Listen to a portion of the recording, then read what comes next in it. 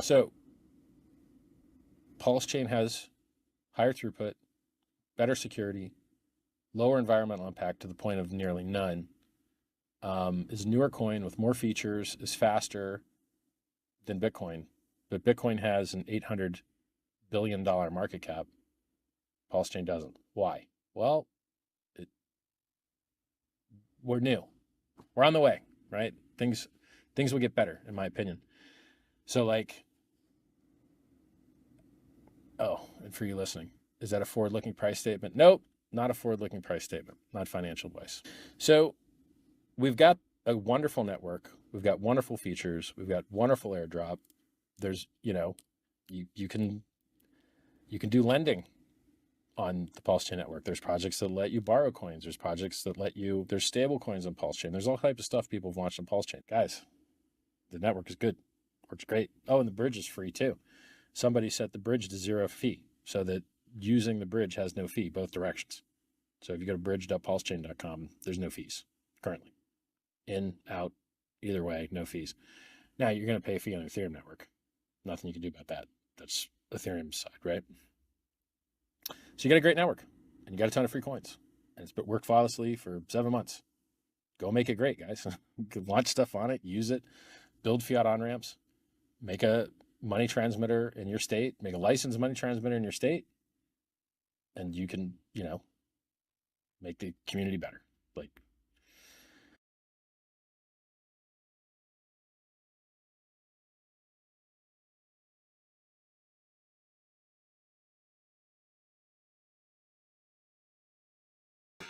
Hey everybody, woohoo! Welcome back. Pulsechain, the door to magical gains. We're going to talk about that today.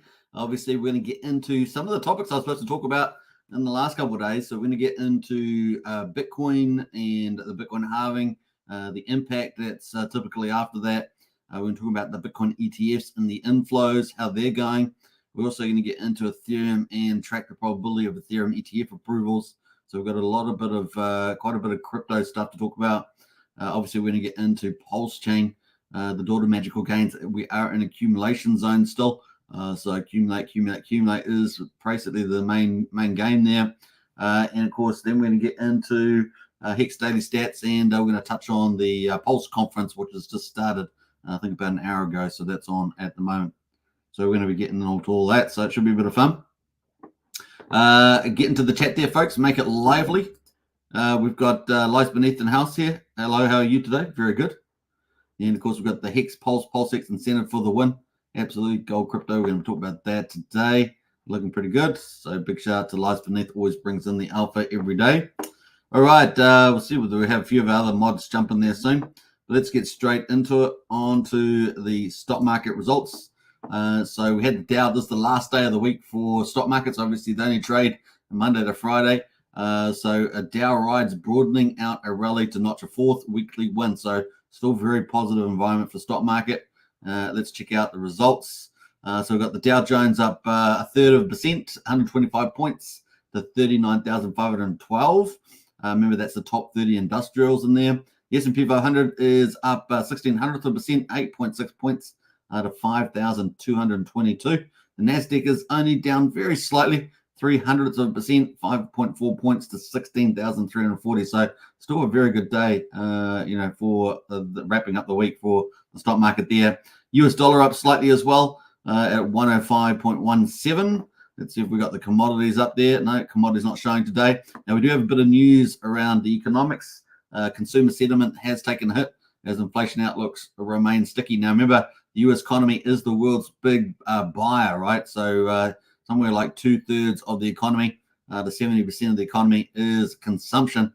And of course, the University of Michigan survey of consumers sentiment index fell to reading of 67.4 for May, down from 77 in April, as 1 year inflation climbed to 3.5%, up from 0.4% a month ago. So that's kind of where we obviously they want to get down inflation down to 2%, right? The fresh signs of consumer jitters about rising price pressure come just as the Fed speakers continue to signal a wait-and-see approach about whether to cut rates. And here's where the more confusion comes in, because we had the Minneapolis Fed President Kashkari express caution Friday about whether the current level of interest rates restrictive enough. So that's kind of, I think, going against where Powell was heading, the chair, saying that he couldn't rule out a possibility of a rate hike. Really? Oh my gosh, that wouldn't be great. So we're expecting a rate cut by September. That's kind of when we're expecting a rate cut, maybe even November, but September, hopefully. So that is pretty much it. Apart from that, pretty positive earnings season for the stock market. So let's move on from there. We'll get into crypto. Obviously, crypto, we had a bit of quite a green day yesterday. Remember, green stock market, green crypto. Well, we have had a pretty decent stock market, but again today. But unfortunately, Bitcoin not playing a ball there.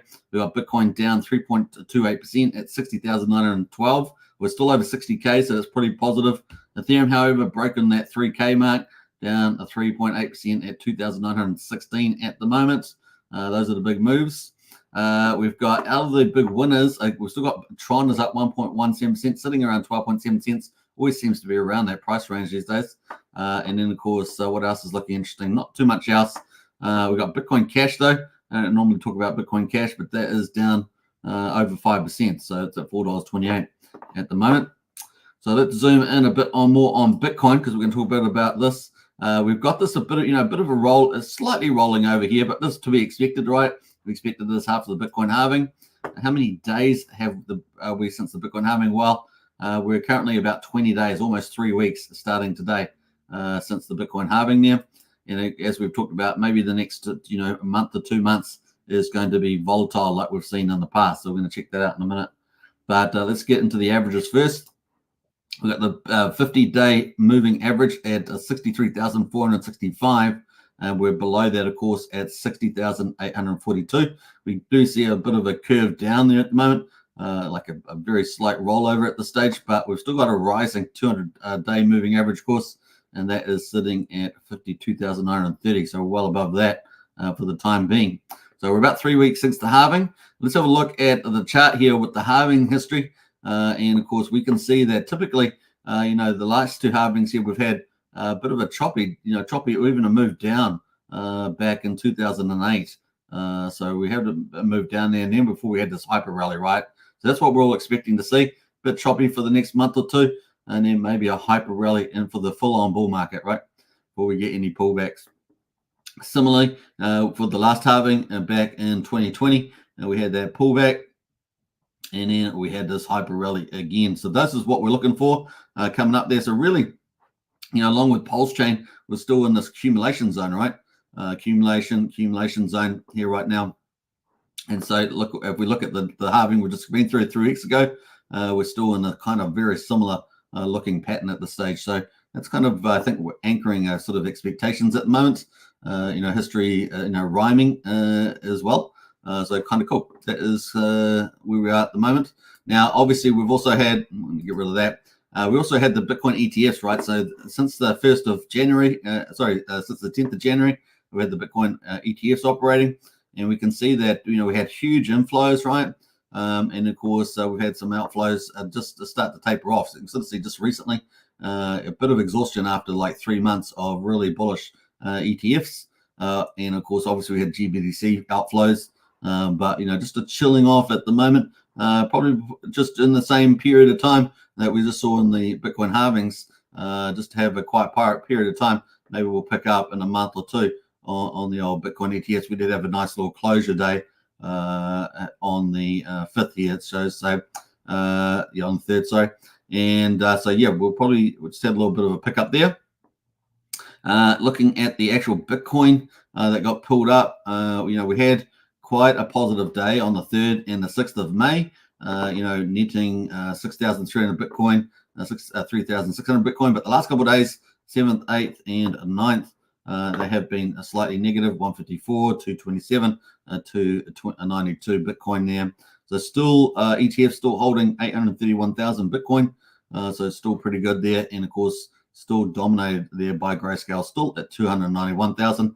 BlackRock, of course, being the real star performer with the ETFs, the IBIT there is got 274,000, followed by Fidelity at 152,900. Some honorable mentions, of course, ARK there at 43,000, Bitwise at 33, and Van Eyck down there at 9,000, Valkyrie at 8,000, and Vesco at 6,774. Franklin Templeton, almost 6,000. China AMC, just below 2,000 there. Wisdom Tree, just above 1,100. Bozera Hashkey there at 1,100 as well, and Harvest at 1,100 there for the Bitcoin ETF. So that's kind of the latest in Grace flow. So a bit of a quiet down period, pretty much what we see at the halvings as well. It's interesting alignment there between obviously there was not ETFs back in the previous halvings, but interesting alignment there at the moment. So we'll probably get that pickup as we expected. In fact, I was supposed to bring up another chart, but I haven't pulled it up. I'm going to do that probably next week. So that's kind of where we are at the Bitcoins. Now we have sort of still got a very bullish outlook here. So we're going to look at, this is from Steffa, one of the two Bloomberg analysts that we follow. So a quick little video about, we had these patterns after the Bitcoin halvings for a month or two. And then of course we got the ETFs here, just, calming down a little bit after the first 3 months. But this is from Joe and Steffa, Bloomberg, and having a discussion and talking about how there's a lot of money in the money markets. In other words, a lot of money off that's not on the game, play game or whatever, the table, game table, because they're just sitting in money markets and they could come in to the market. Also, there are lots of advisor networks that not the big ones, they're not even in the game yet, even for the ETFs. So if they get in and start selling, that's going to be pretty huge as well. So let's quickly listen to this quick video between Joe and Stefan there from Bloomberg. Raul Paul last week, and he had an idea that I tend to agree with. I'd love to get your guys' thoughts on this. That I think a lot of people are underweight the right tail of the distribution of outcomes, meaning just crazy bonkers rise, particularly in crypto, to say something like 10 trillion total market cap or something to that effect. I see a lot of chatter. Some folks I completely discount, saying that the top is in for Bitcoin. That's nonsense in my opinion. Other folks saying that they're that we're probably get to like 100K Bitcoin, maybe 110, 115. I don't see hardly anybody really beyond like Kathy Wood, right? Like anyone suggesting that Bitcoin could be trading 250, 300K, that Ethereum's trading 10,000, Solana's trading 1,000. Like I don't really see a lot of that, and that actually makes me even more bullish and increasing the probability of the right tail actually occurring over the course of the next, call it 12, 18, 24 months, something to that effect. We're at record levels of assets in money market funds. So there's a lot of cash on there. So I guess, yeah, maybe you're right. There is a lot of people that still haven't fully bought in. On the same side, I talk to plenty of people, and it really particularly in this space, when I talk to people at these crypto type events, it doesn't seem like anyone's underweight the right tail. It seems like people are very risk seeking in this space. All right, so that was from Joe and the step out there, the last chap, the Bloomberg analyst, one of the two that we follow. The other one is Balcones, which is not in this video. And so, yeah, lots of money off the table still that could come on the table. And the fact that expectations are much lower from a lot of the market participants that these guys are hearing from suggests that, yeah, we can overshoot that, right? It's always good when it's the other way around. And, of course, a lot of the advisors have not even jumped into the game, which he didn't really talk about much in that video, but as in another clip he has talked about. So pretty bullish, I think, in the future. Everything looking pretty cool, just in that quiet spot, accumulation spot at the moment. All right, so that was pretty cool there. Let's move on from Bitcoin, and let's see how we go. And we're going to get into Ethereum. Of course, Ethereum there at the moment at $2,910. We've got yesterday's high was 33,053. So obviously we've been as low as 2,878. Currently slightly off the bottom at the moment. Started a brand new candle, of course.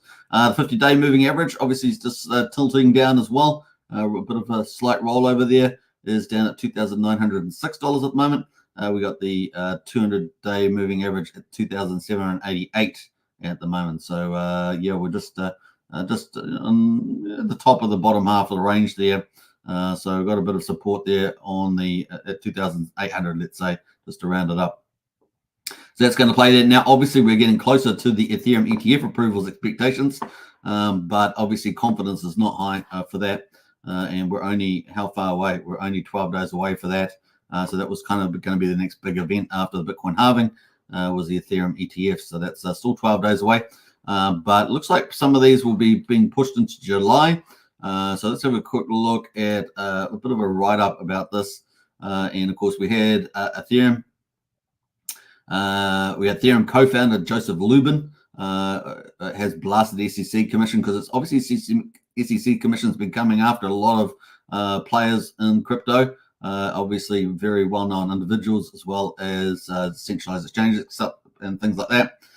So Joseph Lubin here blasted the SEC for the recent enforcement actions against Ethereum-related companies. So that's kind of been in play there. Let me just scroll down through some of that. So he's been talking about that. He thinks that maybe they'll try and said that the SEC seem to have classified Ethereum without telling anybody. Typical ploy, right? He described the regulators' recent actions as a deliberate attempt to stifle innovation that will recently transform the landscape. And we saw yesterday at Mar-a-Lago, of course, Trump get asked by part of the crypto community about his views on crypto, and he was supportive of crypto with appropriate regulation environment compared to say Biden, who was been undermining crypto. So that was pretty bullish there for potentially 5th of November should Trump win that, and of course he is winning in most of the polls for that to potentially happen, particularly the battleground states.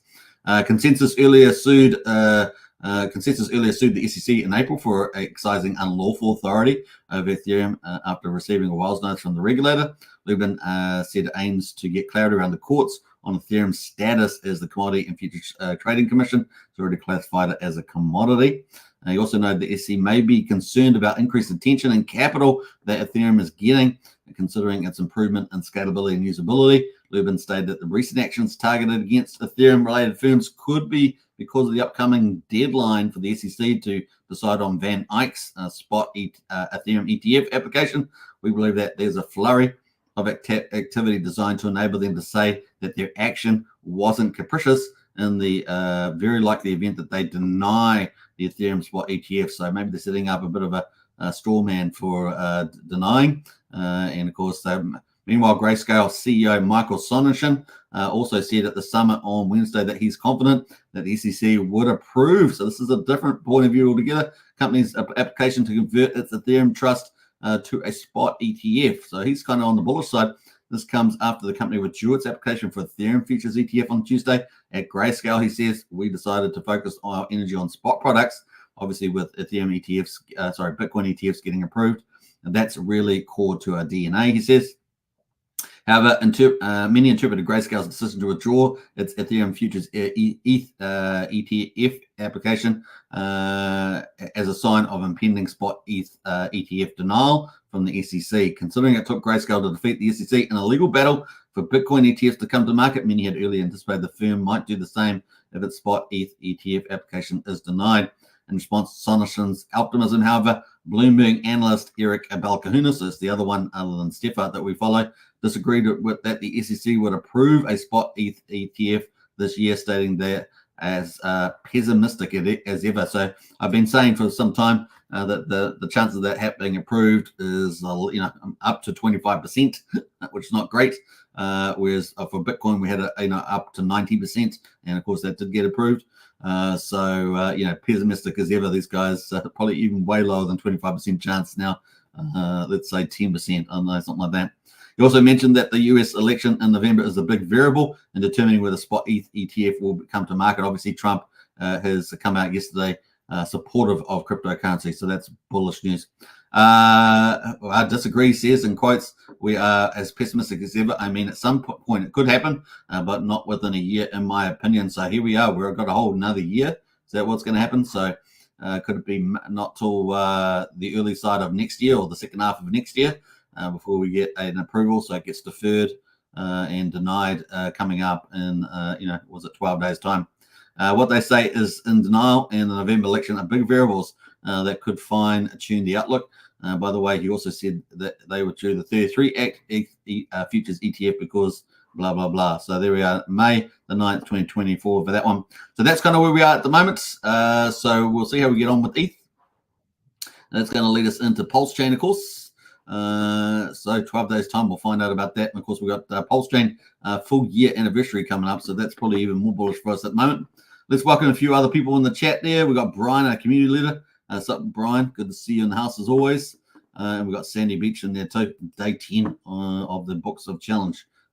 Books in the Books of Challenge, not on there. Day 10.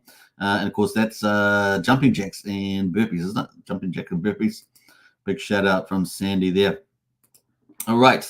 Let's continue on with Pulsechain. And of course, we've got wrapping up the results for day 364. Can you believe it? Wow, wow, wow. Let's have a look at the anniversary countdown. 2 days to go. So we've obviously got the final day and then the next day, right? So basically 1 year. Some people have 1 year calendar today. Just depends on what deadline you're looking at for. We're going to go with the goalpost though, but we've basically got one more day to go for the year, and then the anniversary day, I guess, is the way we look at it on the 13th of May. All right, so let's look at the results for day 364. Quadruple 0609, down 3.45% at the moment on the old Pulsechain.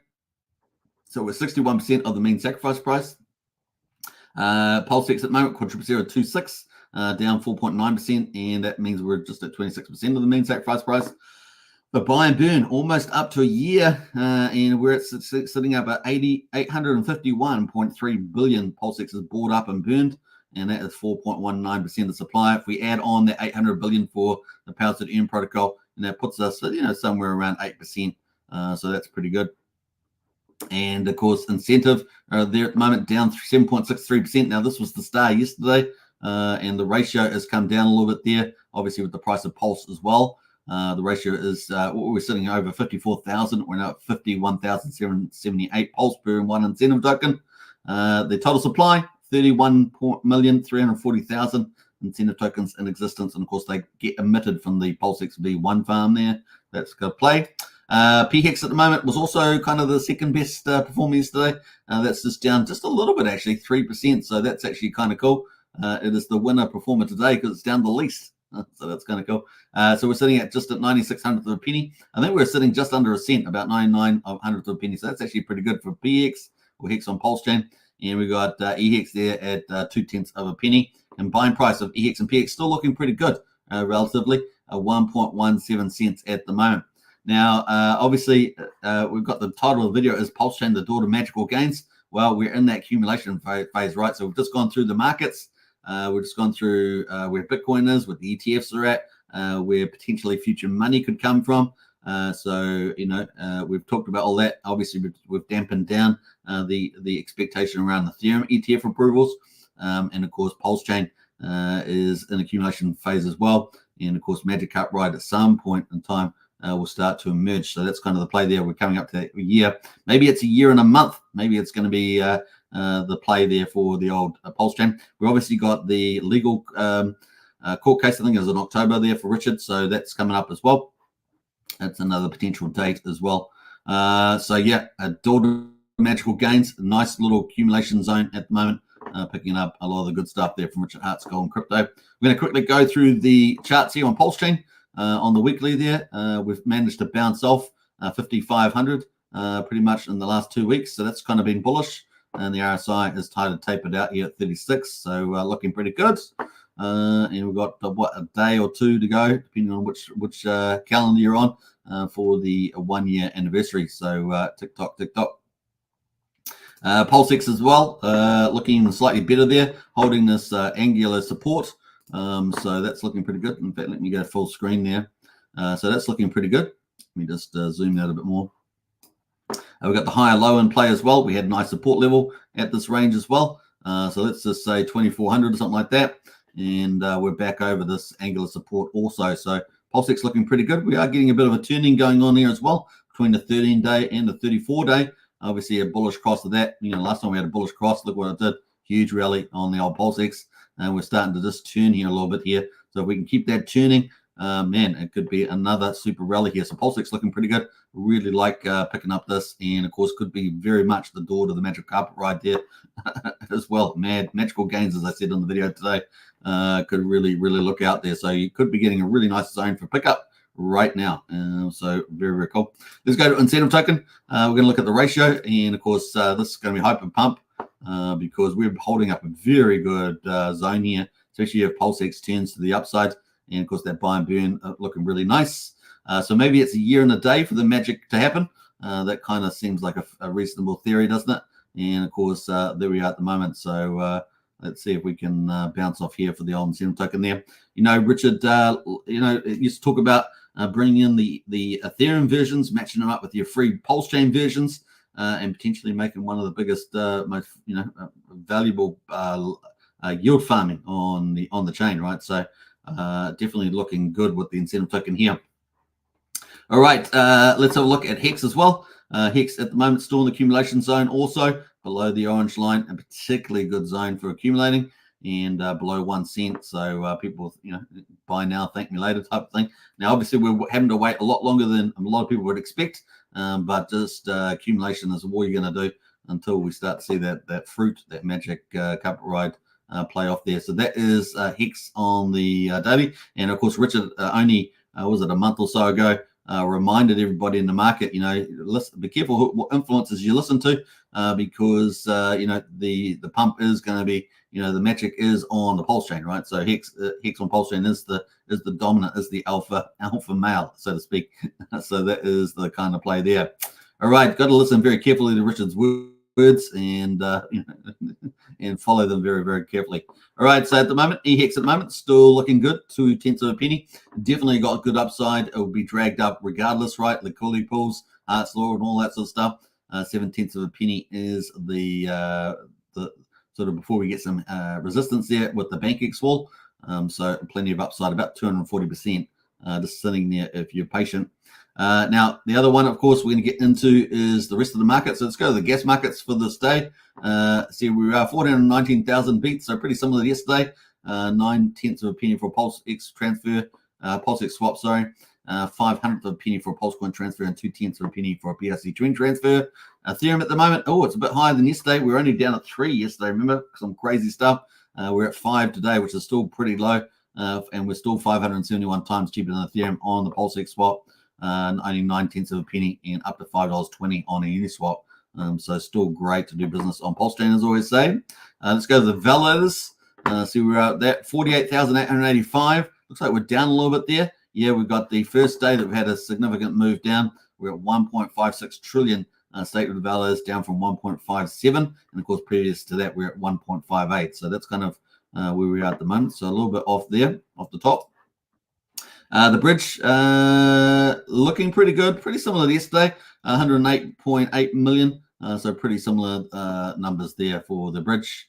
All right, that is that. Let's go to the lock coins actually. So a quick look at the lock coins while we're here. So we've got 1.56 trillion Pulse locked with the validators, 839 billion Pulse locked with the liquid loans, and a little bit locked out with some of these other protocols. In terms of the PulseX, like I say, we had that about 850 billion, was it? Yeah, 850 billion PulseX buy and burn, and almost 800 billion with the PulseX there. So pretty good, around about 8%. Not too bad there at all. All right, so that's going to lead us into the final day here. Yeah, it's just ticked over here, day 365. So congratulations, accumulation day. The door to the magical gains is open for day 365. That is 1 year by most normal accounts, except for a leap year, right? So pretty cool. We're about to witness greatness. Are we? I think so. Let's go to the derivatives. Have a quick look at those. So we've got Acosa at the moment up 5%. That was pretty positive yesterday as well. Hedron, however, is down 1.4% on Ethereum. Acosa is up 13.7%, and Hedron is up 1.7%. So they've been doing pretty well. Those old derivatives there. Obviously, haven't got Maximus listed up at the moment. Keep forgetting to add those two. That's the base, the Maxi, the Trio, the Lucky, the Desi, and so we'll try and pull those up. All right, let's jump over to the stable coins. Have a quick look at those. PDI is down at 50, just up below 5,500.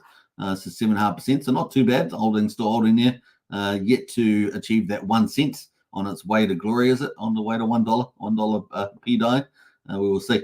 Let's see. HexDC still sitting around $1. So that's the latest stable coin, number 4. That's still doing pretty well there, down 3.9%, but still holding up there at the moment. And Coast is at 82 cents, waiting to get that back up and running, right? So for deposits and withdrawals, waiting for that next financial middle person, I guess, to set that up. So we're waiting for the news around that.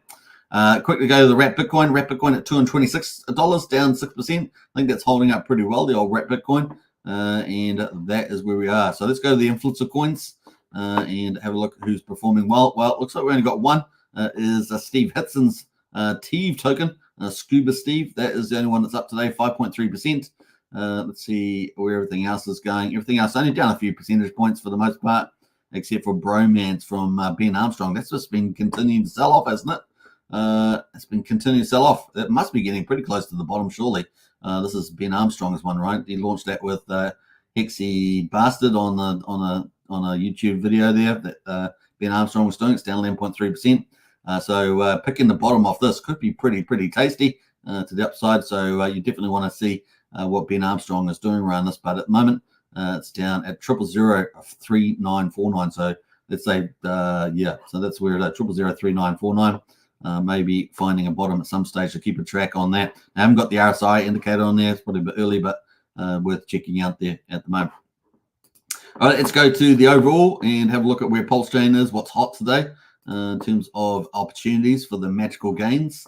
Let's go to the 24-hour mark there.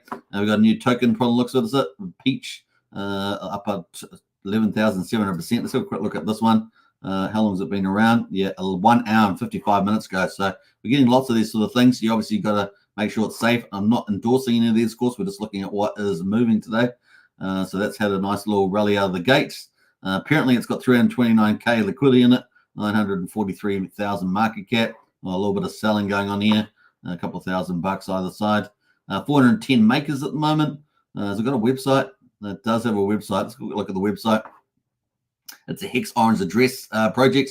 Now, are these good virally? You guys can decide. Is it, are there so many coins that's like pump and dumpers? I don't know. You decide. I don't actually get too involved with the Hex Orange Address. I know they're trying to make, Pulsechain a bit more viral, and they've got lots of projects. So it's up to you really what you think about that. But that is where it's at the moment. Let's see here. We've got no issues on the quick intel. Buy sell text says unknown. And what else? We've got 54 rockets. Everyone seems to like it. And what else we got going there? Let's have a look at the supply of the tokens on the old Peach. Now, I don't know whether they've finished allocating supply, but we've got 9.3 billion with 567 holders there at the moment. Let's have a look at the holder count. There's quite a few holders with quite a few percentages there. It looks like the team wallet possibly has still got 19% in it. 1.7 billion there. That's kind of a bit of a move there. So we'll keep a lookout for that. It's the one that's hot at the moment. So if you got in there early, you would be pretty happy about that, I guess. Park token, that's up there as well. We're not going to get too much of that one. $2,007 liquidity. Let's go. Cream was doing pretty well. It's at $102. So let's go quickly. This is another HOA one, is it? Another HOA. Let's see, Cream. This is a bit of a DeFi, isn't it? We covered this the other day. They seem to have flash lines and Cream in there as well. So this one here's probably got a bit more economics behind it. Not sure. Just going to look at some of the assets here. Yeah, have to break it down, but that is got some staking going on as well. A market TVL at 43K there at the moment and reserve. So pretty small on that side of things, but hey, look, I mean, you're going to get these little projects up and running. The market's certainly rallying on at the moment, but be careful, folks. Don't buy the bottom, don't buy the top. Issues, Honeypot, no. Renounced ownership, unknown. So a few unknowns there. Hasn't got many rockets on it, so be careful out there as well. How long has it been trading? 12 days, 10 hours. So it's been trading for a while. I think we covered it the other day, but that's ticking away there at the moment. All right, I'll let us jump over to Na is also doing pretty well there, 14%. UFO obviously launched the other day. Supports along with Alien with the PGDC. So it's got a sort of a DAO reflection team, obviously being some of the top performers as the old UFO. So that's doing pretty well, up 8.8% there today. Not many makers or transactions on it though, I must say. And then, of course, we talked about Steve Hitson, up 5% on that one. Spock Swap up 4%. Chitin token there, that's another HOA from the looks or associated, up 3% as well. And then Crispy Man, out of the influencers, is the only one to etch out a bit of a gain there, up 1% on that one. So Steve Hitson and Crispy Man are making a little bit of game. Now the total volume, what we were at 35 million yesterday, well, we're at 25 million today. So we're down 10 million from yesterday. Let's see if today, day 365, will bring us a nice little volume chain. So tell everybody to start trading and get the volume up. Anyway, we got the transactions. We had 300,000 yesterday. We're at 275,000 today. So there we go. That is the results for Pulsechain. We're in the final day of trading. Can you believe it? That leads us into Hex. Before we get to Hex, though, let's welcome a few other people, a few other comments, and see who else has jumped in here. We got CC in the house there. Yo, yo, yo. The DJ King. We got Hex Go, yo. When Lambo, I'd be happy with a Toyota at this stage. Haha, says, hey, look, Toyotas are damn reliable and sound really good. Some Lambos sound a bit tinny. You decide. Wookie's had a good day on the course. Woohoo! Well, Wookie's enjoying the high life. He's going golfing at least, twice a week now, Wookie? Your little golf star. Brian says higher score than everyone. I'm not sure what you're referring to there around the score. Are you talking about the game? Are you talking about the Fortnite game? I think that might be what you're talking about there. Steve Wright's in the house. Hey, Steve Wright. Your approach to crypto is awesome. Thanks for all your help, says Steve Wright. Santa Barbara. Hey, Steve. Appreciate that. Very, very cool. No, I scored higher than the Wookie. You guys are talking about Fortnite, aren't you? We got Brendan in the house, our TA Guru, Morning Superman family. G5 magnetic storm just confirmed 50 minutes ago. Breaking news. Really? Are you talking about the sun? Is that what you're talking about? Magnetic storm from the sun? Is that what you're talking about? Whoa, I'll keep a lookout for those. I get a suntan today. I don't know. It is sunny here, but I can't see any was it fusion flames? Fusion flames? Yes, says Brennan. Yes. Yeah, I did. Okay, so we got some sun magnetic storms happening. Run for your lives! Run for your life. Where are you going to run to, man? Go underground? Going to go underground? I don't know. Maybe all your cell phones stop working. I don't know. Talking about that. Talking about golf, Wookie scored the highest other than the toxic. Oh, really? Oh, well done to Wookie on your golf game. I hope you got a hole in one. That's why I keep asking me. Did you get a hole in one?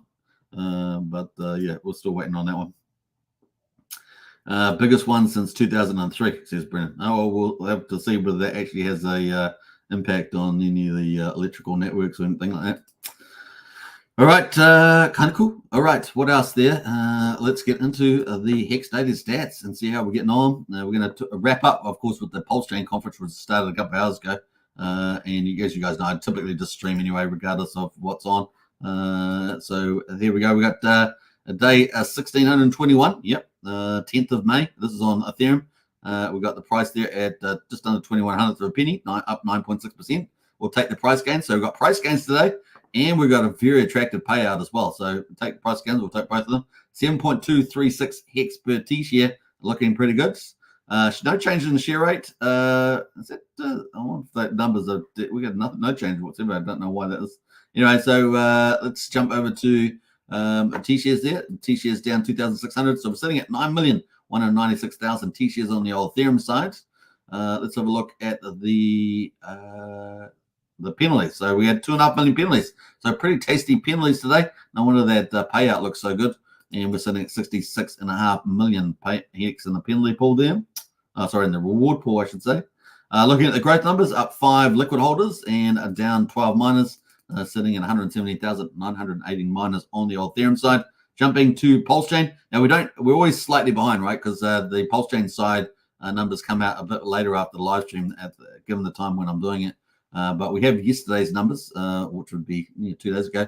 That'll be day 363. Yeah, 363. So we got the 9th of May, just under a penny there, just under 9900th of a penny. And of course, up 12.7%. And that's the second day in a row to gains there. So that's pretty good for the Pulsechain. Looking at the payouts, 6.988, pretty similar to the day before. So almost 7, not too far away. So pretty good payouts on the old Pulsechain. And looking at the T-shares, T-shares down almost 7,000, sitting at 9,459,000 T-shares. So that's pretty cool. So what's that about? What did I say? 300,000 more T-shares, is it? Something like that than there is on Ethereum. Looking at the penalties, we've got nice penalties too on Pulsechain as well. 1.7 million. Yesterday and the previous day was almost 2 million. They're sitting at 66.1 million in the reward pool there for Pulsechain.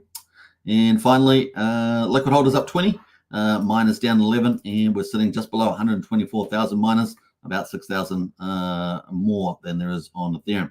So that's the results for Hex. Check out hex.com, folks. Pretty cheap to get a t-shirt at the moment, given the price of Hex.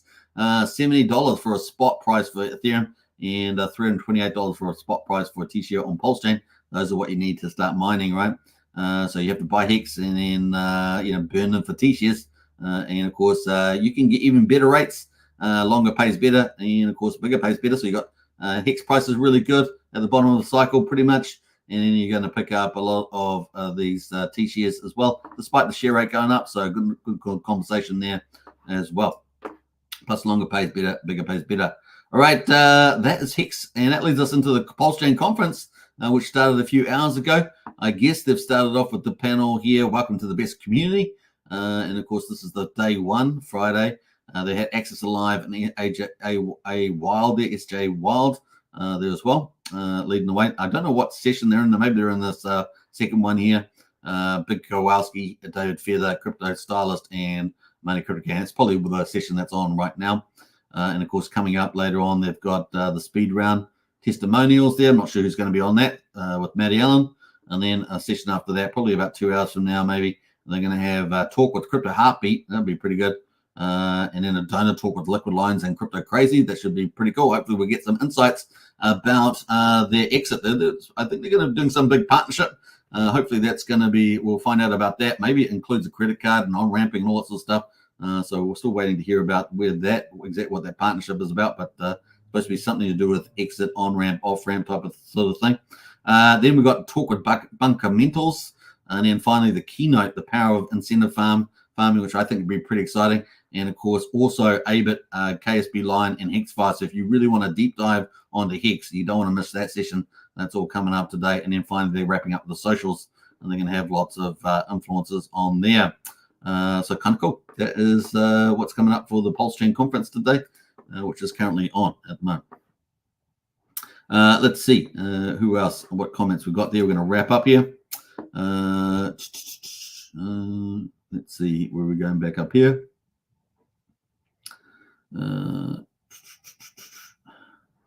Hexarch says I'm already outside with my tinfoil hat on, so here, right, for the sun. Yeah, yes, Wookie, let's do that. Says Brennan. I don't know what that's about. You guys are going to be hiding together or something. You may be enlightened. Oh, well, I don't know what's going on there. Maybe they're talking about rugby league. Brian says, I just noticed today that the hexcalc.net added Pulsechain to it at some point. I hadn't been there for a while. That's good news because Brian's one of the best onboarders in town. And so it's good. Another tool for Brian to use. He was talking about it needed to be updated. It looks like it has now. Let's see what else there. Sandy says, sorry, I'm doing double duty. Are you on the conference? Are you doing moderating the conference? Is that what you're doing in the old YouTube chat? And are you getting paid, says Brennan? Are you getting paid? I do this for the love of it, says Sandy. Oh, that's beautiful. You had me at hello, Sandy. You had me at hello, damn it. You had me at hello. All right. All right. So if you guys haven't checked out the Pulsechain conference, it's going to be on for the next 3 or 4 days. And of course, you guys know I won't be streaming tomorrow. Take a day off. But I will be streaming on day 3 and day 4 of the Pulsechain conference on this channel and on the 3 channels that we run through. So we're streaming currently on Hex Token channel, Superman Crypto, and Pulsechain X. Over 10,500 subscribers. So I do really appreciate everybody's support. If you're new to the channel, of course, smash the subscribe button, hit the like. If you haven't gone to our Discord, the link's in the video description. We've got general Discord membership, $5 a month, 16 cents a day. Pretty good value, getting all the info and all the cool community. As well as if you want to go to next level, we've got the Strategy Club. That's $35 a month. Get in there on for that as well. What else there? Brian says, pull up the Hex Scout and take a look, boss. I will. But I think we're going to wrap up here where we are, 45 minutes from the live. Enjoy your weekend, folks. Enjoy the Pulsechain conference. 1 day to go for trading for day 365. And, of course, 1 year after that, I guess 1 year anniversary countdown as per the Gold Pulse site. So not too bad. Not too bad. Sandy says, see you guys over there at the conference. Yeah, that's on now. Have a good day off tomorrow. Hex Token says, Sandy, you're most welcome. Thank you very much. And that is Brian's link, and it's way better than Wookie's link for the Strategy Club or to get into Discord. So go for gold on that. And finally, Lies Beneath, take care all. Nice one, Lies. Appreciate it. All right, let's play out the Magic Carpet Ride video on the way out. And I'll catch you again for another day on Pulsechain. Peace out, everybody. Take care. Bye for now. In theory, if someone were a billionaire and they had like all this money, why wouldn't they just buy more of the thing they liked instead of dumping the thing they liked? Like if Bezos bought shares in Amazon, would you be pissed off? If Apple does a stock buyback and they buy more of their own shares in their company back from the public, which is a way to turn earnings into yield for the shareholders, do you get mad and yell at Apple? And so we had to come up with a word for this fan fiction fantasy, which is the opposite of a rug pull, called a magic carpet ride. And so if you're worried about risk of a rug pull, what weighted value have you given the risk of a magic carpet ride? And it's just hilarious to me.